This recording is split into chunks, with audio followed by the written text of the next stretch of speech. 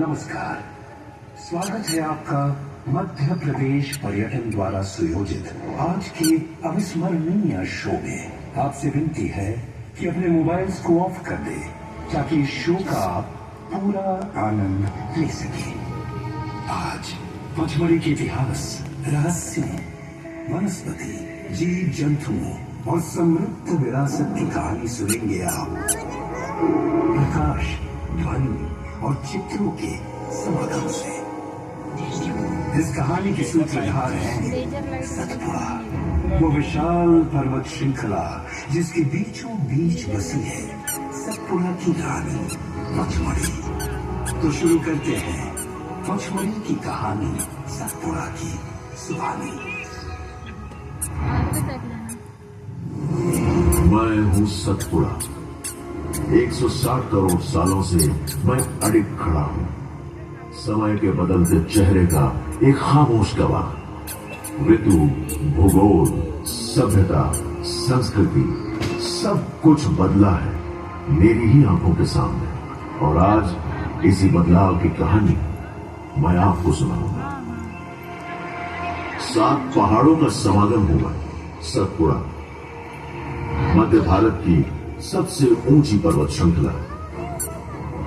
मैं भारत का सबसे पहला पर्वत हूं जो समुद्र की रहस्यमयी गहराई से पृथ्वी के अंतर्भाग की विशाल शक्तियों के कारण समुद्र तल से 4000 फीट ऊपर उठा हूं। प्रकृति के निरंतर बदलते हुए चेहरे की एक अविस्मरणीय मिसाल। पूर्वी गुजरात से लेकर महाराष्ट्र और मध्य प्रदेश का स्पर्श करते हुए छत्तीसगढ़ तक 900 किलोमीटर का है मेरा विस्तार।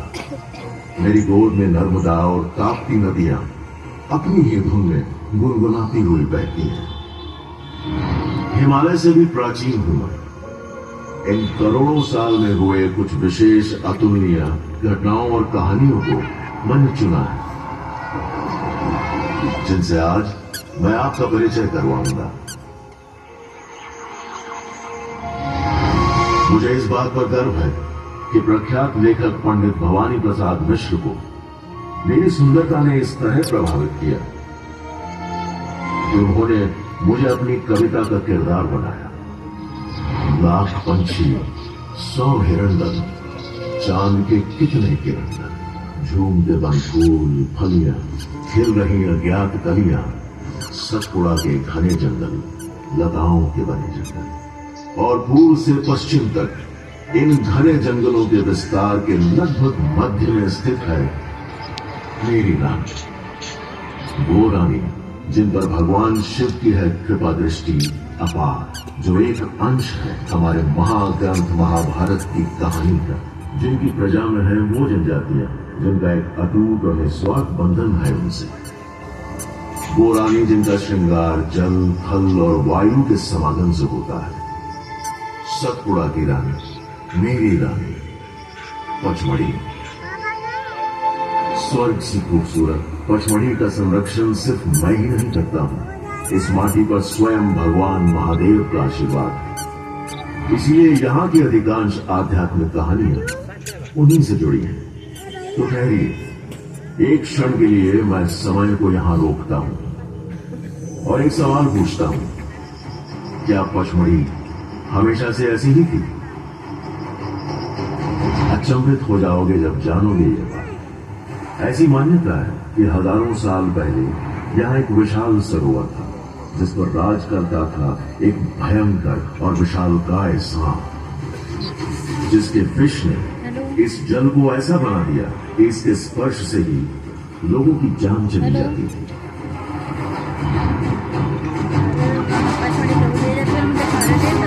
इस संकट से निवारण पाने के लिए यहाँ के वासियों ने भगवान शिव से प्रार्थना की और उदार महादेव स्वयं धरती पर आए।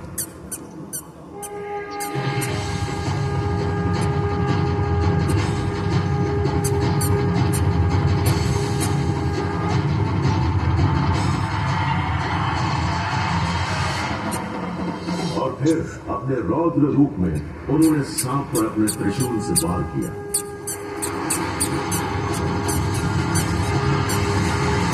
त्रिशूल के शक्तिमय वार के प्रकोप ने सरोवर को सुखा दिया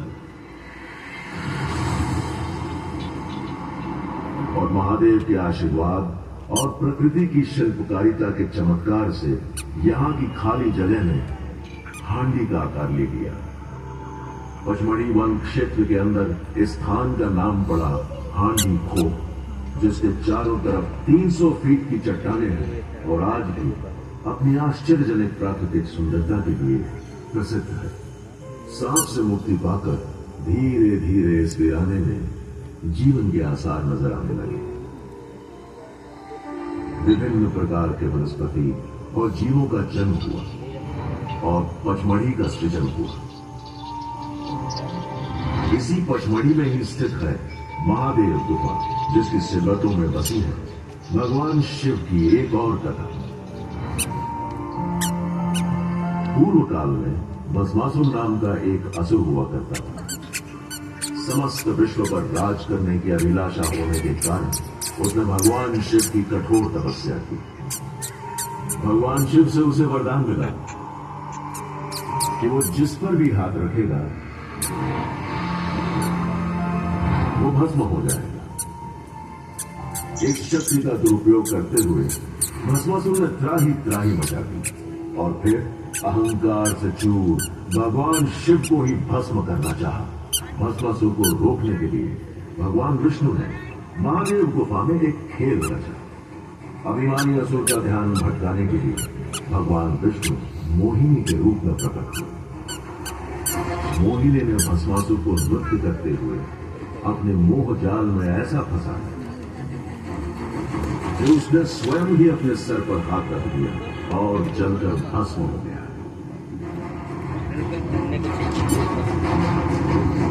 तब से लेकर आज तक महादेव की समक्षता का एहसास होता है इस गुफा में और यही भावना भक्तों को यहाँ खींच लाती है।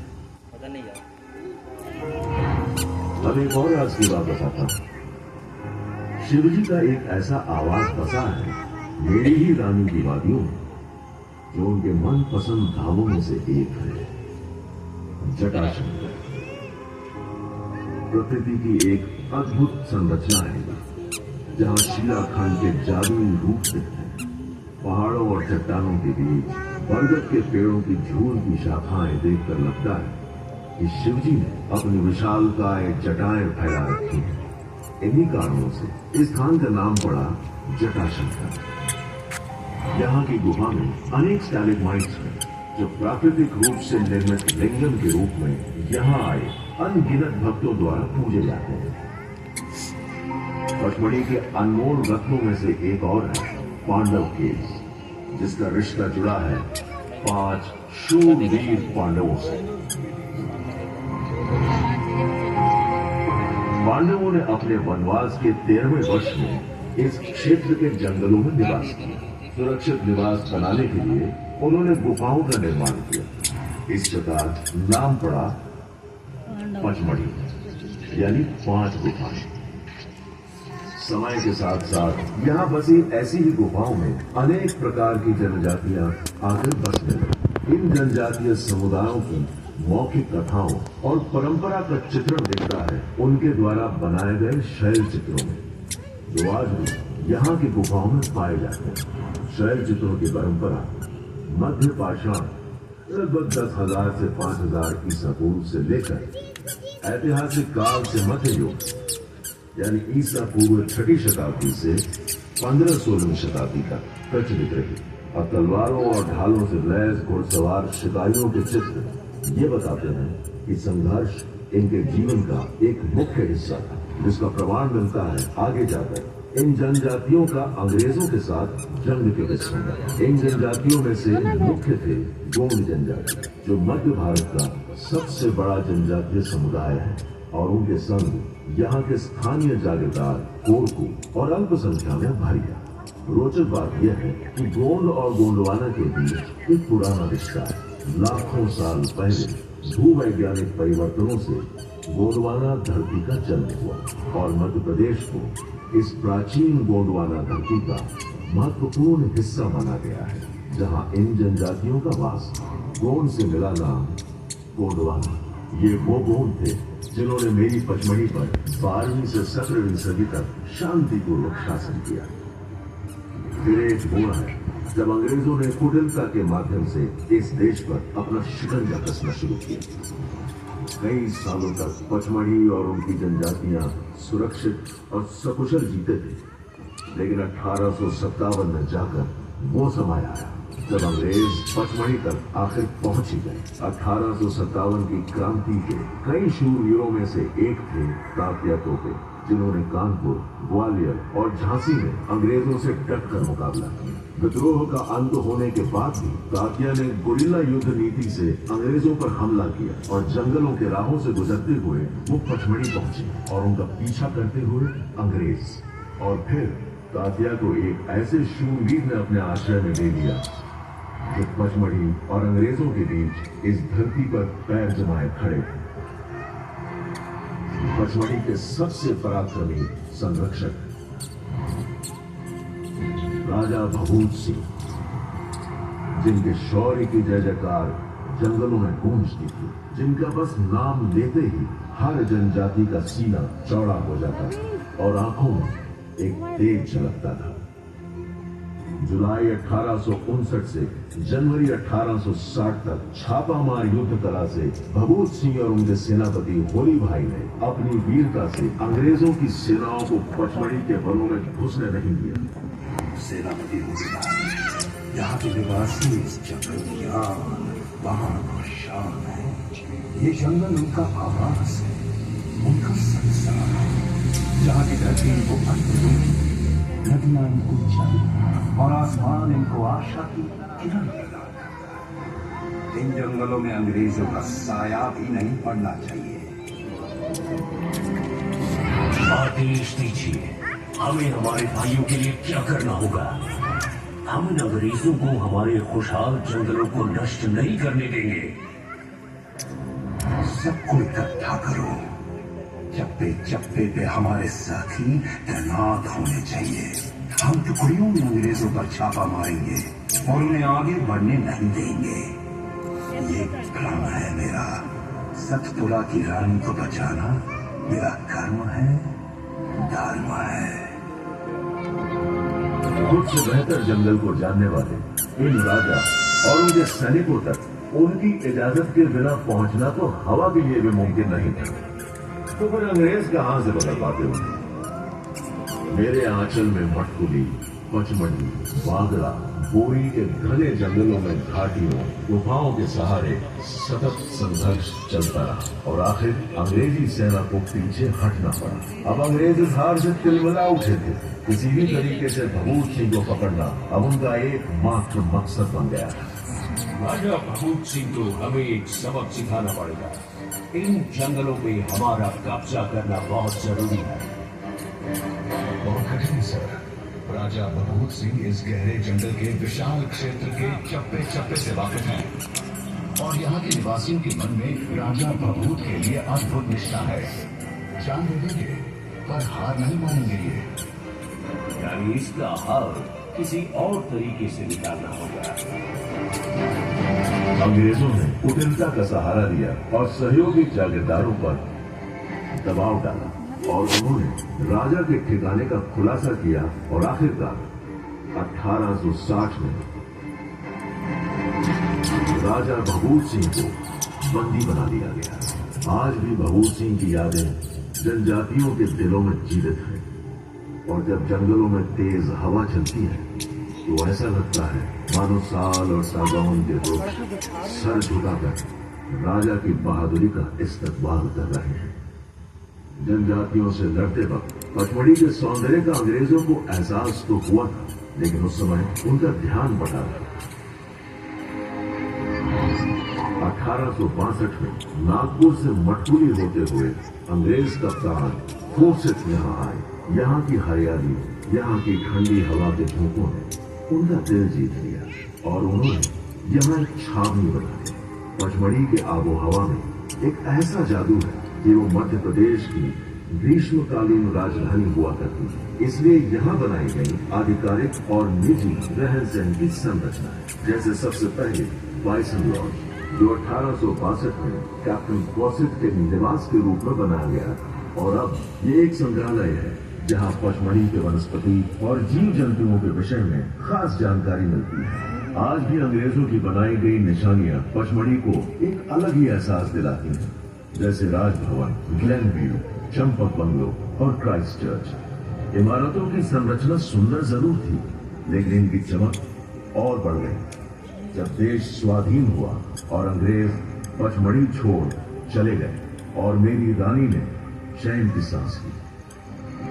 और तब से आज तक मध्य प्रदेश के इस सर्वप्रिय हिल स्टेशन में आकर हर तरह के यात्री को एक ऐसा सुकून मिलता है जिसका शब्दों में वर्णन करना कठिन है।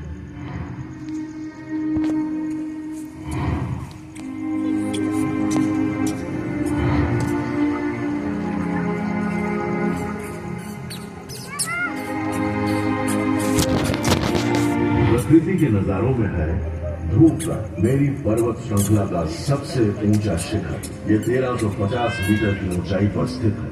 ये न केवल पचमढ़ी का बल्कि मध्य प्रदेश और मध्य भारत का भी सबसे ऊंचा स्थान है। बी फॉल्स पचमढ़ी का एक खूबसूरत जलप्रपात है जिसकी आवाज मधुमक्खियों के मधुर संगीत की तरह है। बीचगढ़, सुंदरकुंड, अप्सरा विहार, रजत प्रपात, प्रियदर्शिनी, डचेस फॉल और कई अन्य स्थल जिसके कारण पचमढ़ी मध्य प्रदेश और इस देश के सबसे रमणीय स्थलों में से एक है। और एडवेंचर का लुत्फ उठाने वालों के लिए parasailing, zip lining, hiking, ATV riding और वाटरफॉल ट्रेकिंग। भक्तों के लिए महादेव की छत्र छाया में महादेव गुफा, चौरागढ़ और जटाशंकर। आज मुझे गर्व महसूस होता है कि ये मेरी भूमि है जहाँ ऐसी रानी का जन्म हुआ। वनस्पतियों और जीवों के मामले में भारत के सबसे समृद्ध क्षेत्रों में से एक है पचमढ़ी, और इसीलिए इसे पचमढ़ी बायोस्फीयर रिजर्व का नाम दिया गया है। 5000 वर्ग किलोमीटर तक फैले इस क्षेत्र के 3 अंचल, Satpura national park, Bori sanctuary और Pachmarhi sanctuary. Pachmarhi biosphere reserve को अक्सर जेनेटिक एक्सप्रेस हाईवे के रूप में मान्यता दी जाती है, क्योंकि भारत की सभी प्रकार की वनस्पतियां और जीवों का संगम है यहाँ।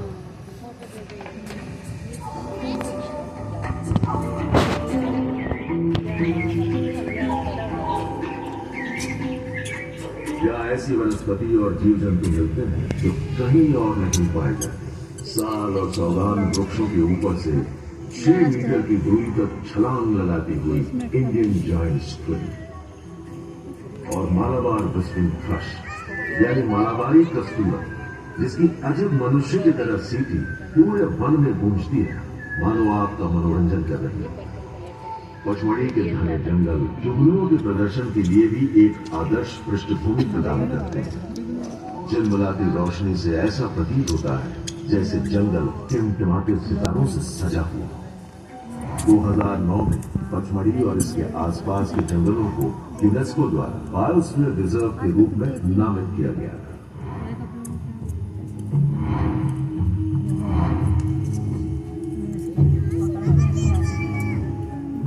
पचमढ़ी जहां एक अलग दुनिया से होती है मुलाकात, जहां जीव जंतु और मनुष्य रहते हैं साथ साथ, जहां प्रकृति थाम ले हर आने वाले का हाथ, जहां थकान और तनाव से मिलती है निजात। पचमढ़ी की यह धरती हमारे लिए एक अनमोल धरोहर है। आपसे हमारी विनम्र विनती है कि इस धरती की रक्षा करें। कृपया यहाँ की स्वच्छता बनाए रखें और वन्य जीवों को उनके प्राकृतिक आवास में परेशान न करें। आइए मिलकर इस प्रकृति की धरोहर को संजोएं और पचमढ़ी को आने वाली पीढ़ियों के लिए भी उतना ही सुंदर बनाए रखें। तो फिर चलिए और मेरे साथ राज के कई और द्वार खोलिए, संस्कृति और विरासत की और भी बारीकियों से वाकिफ होइए। ये मेरा वादा है, यहाँ बिताए दिन आप जीवन भर नहीं भूल पाएंगे।